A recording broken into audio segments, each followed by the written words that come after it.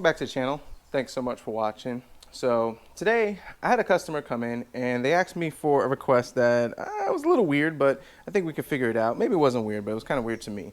So they were asking about an all-in-one computer, and we looked online. They're about $300–400, and they were not looking to spend that type of money. So over here at DLMtechgarage, we find budgets, the cheapest, the most affordable parts, and we make a good computer based upon what you want. Whether it's Fortnite, Call of Duty, Warzone, whatever it is, we try to get a good bang for the buck and usually sell these computers, and the customers are very happy with them.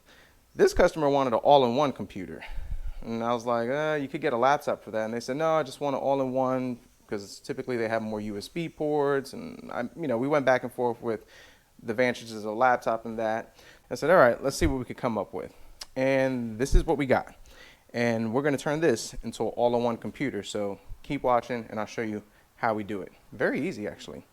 So we have this one over here. If you kept up with my channel, I did Dell Wise, and with the Dell Wise it was a 1.6 duo core.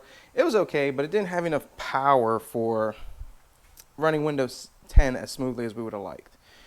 This one we found is the HP t630, and this one is an AMD quad core at 2 gigahertz. This uses DDR4. This one comes with 4 gigs of RAM, which is enough for now, but we could definitely put 4 more later and make it 8. And they only come with a 16 gig solid state hard drive. Like I've talked about before, these thin clients, they're linked into a server, to a head server. They're just used to log into the server, access information, and there you go. That's why they only have such a small hard drive. And they only use like the Windows, I forget what it's called, but they only use this like watered down version of Windows, which don't take much space. So I got this one in, and I think this one should work for what we're trying to do. So we're gonna go ahead and open this thing up. We'll take a look at it real quick. I've already done a little work on it, but for the sake of video and kind of sort of a review, let's see what we do. This pops open over here. This green tab slides over here. There's a little tab right over here, and this is hard to do one-handed, I will say, by the way. There we go. And you've popped it open. So it came with it comes with a M.2 SSD, and it comes with a 16 gig, but you could put up to a terabyte if you wanted to in here, and it has another expansion slot. So yeah, has the built-in Wi-Fi, uses SODIMM memory, DDR4. This one is 2400, so we could definitely put 8 or 16 if we wanted to. The CPU is soldered to the motherboard. Yeah, so nothing too fancy about this one. We've already took out the solid state drive, and we've upgraded to a 256. This Team Group one, I found it for like $30 on Amazon, so I thought that was a pretty decent deal for it.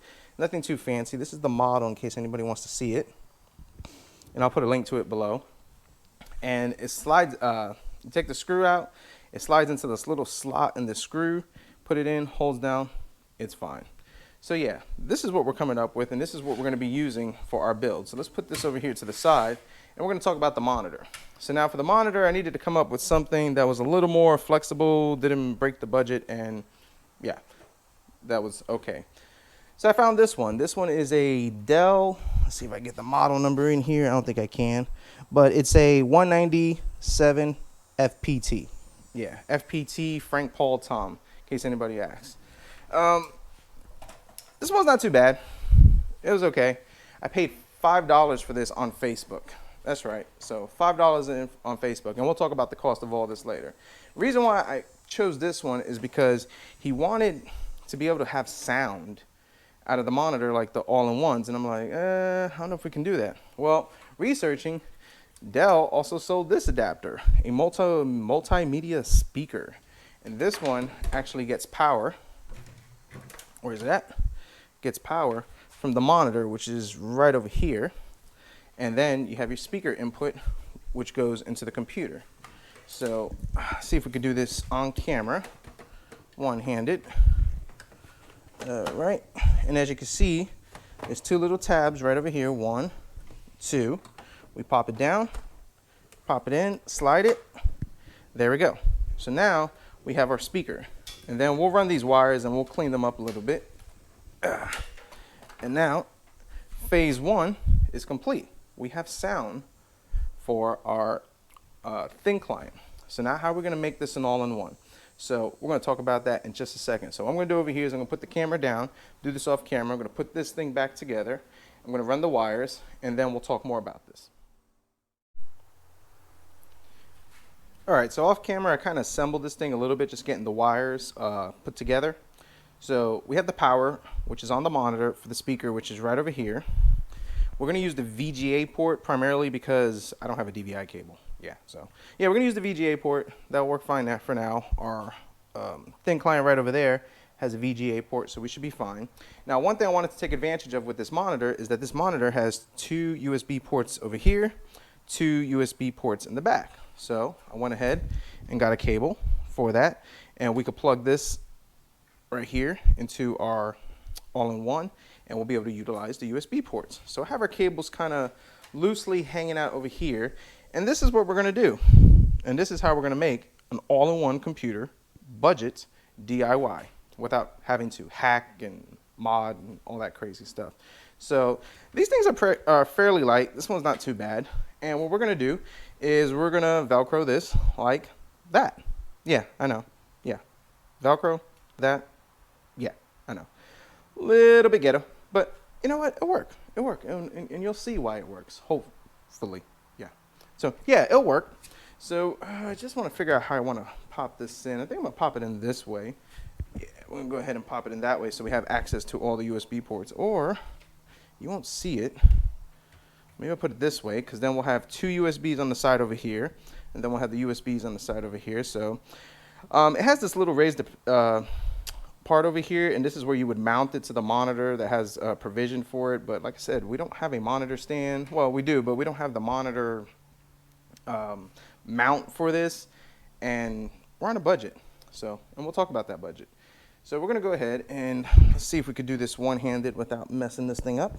And we're going to mount it right over there. There we go. Let's set that in. Good. All right, that's pretty steady, but I know it might not hold as good as we want. So the next thing we're going to do is we're going to secure it.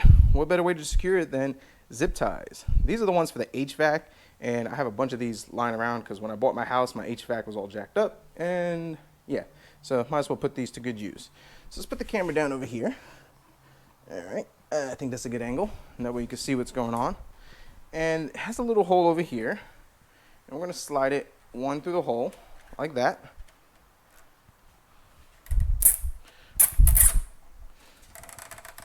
Oh yeah, I ain't gonna go nowhere. And for the simple fact that I like redundancy, and I like the fact that I want extra security with this, we're going to go ahead and slide another one. If I can get it where it needs to go. There we go. All right. And let's see. All right, let's put it right through there. And let's give that a good crank down. Oh yeah, that ain't going nowhere.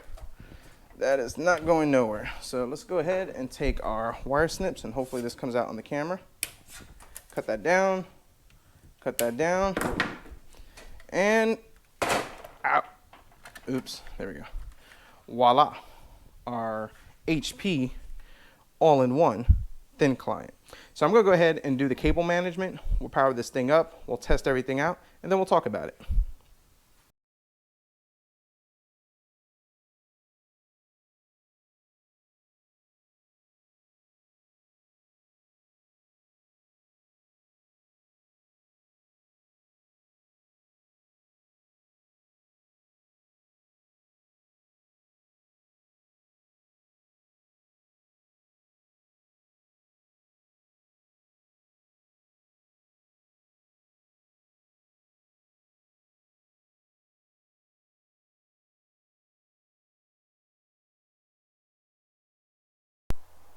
So that wasn't too hard at all. That was actually very easy to do. Let's just kind of recap on it a little bit. So the Velcro worked really good. And what that does is that kind of keeps it from sliding up and down, because I tried this project earlier and it would just kind of sag back a little bit. So by using the wire ties over here, these industrial Mongasso ones. It keeps it sturdy, and as you can see, this thing ain't going nowhere. Very happy about that. With this monitor, it has this little speaker thing, and it actually sounds pretty good. Let's see if it picks it up. 16 gig SSD or hard drive, whatever they call that, but it's like an SSD. And so, I got volume adjustment. So I want to see if it works. Not too bad. So yeah, definitely happy with that. All in one, compact, easy, and cheap. So let's talk about the price on this. So the HP thin client, that cost me 40 bucks. Shipped brand new. I mean, it still has, and I probably should have done it, but it still has the peel on it, so I could do some peel action on it. So it was brand new. The solid state hard drive, not solid state, yeah, solid state drive M.2 was 30 bucks. Yeah, it was $30. So 70. This monitor, this speaker was $5 on Facebook. Somebody wanted 10, I offered them 5. They said come pick it up. So for $75, we just made an all-in-one computer that runs actually pretty decent, and very happy with it. Let's pull up Specky over here, and I just want to show the specs, and then we're just gonna sum up and end this video. So let's wait. Okay, so 40 degrees Celsius, and that's just running YouTube videos. Has an AMD Radeon R7E, 4 gigs of RAM, or 256 hard drive, and it works great. So now, what can we do if we want to upgrade this a little bit? Honestly, the best thing would be to probably go with 16 gigs of RAM. Reason why I say that is because the onboard video card, if we put 16 gigs of RAM, we could actually up the onboard video card to 1 gigs, and we could play a little bit of games. Nothing too fancy, maybe some older Steam games, and definitely have a good experience on it. As is, it runs smooth. I mean, no lags, it's perfect, and this would be good for a great office computer, all in one. It's on this monitor, pop it in a little corner, set it, and forget it. I know, kind of lame on that, but yeah, great for that. So I'm actually gonna pick up another one of this monitor. The seller has another one, and I do have another thin client tossed away somewhere up there because I bought 2 of these, and I'm gonna build one for myself.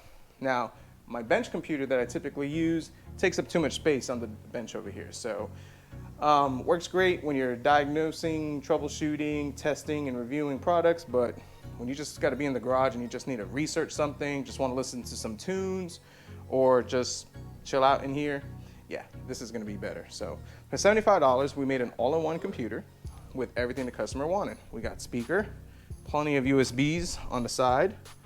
It's small, it's compact, and it gives you a good Windows experience. So definitely happy with that. So is it a little ghetto? Maybe. But then again, for $75, show me an all-in-one computer they can find for $75 that's complete. Oh, mouse and keyboards, these are a dime a dozen. Probably, I got these lying around for $5. So if you want to be technical, $80, and you got speakers, Wi-Fi, all that jazz. So yeah, so that sums up this one. Thanks for watching. Definitely comment down below. Let me know your thoughts, your experiences. What do you think about all-in-one computers? Which ones you recommend, or how would you have done it? And hit the like button if you like this video. Definitely share it to your friends, and we'll see what we come up with next.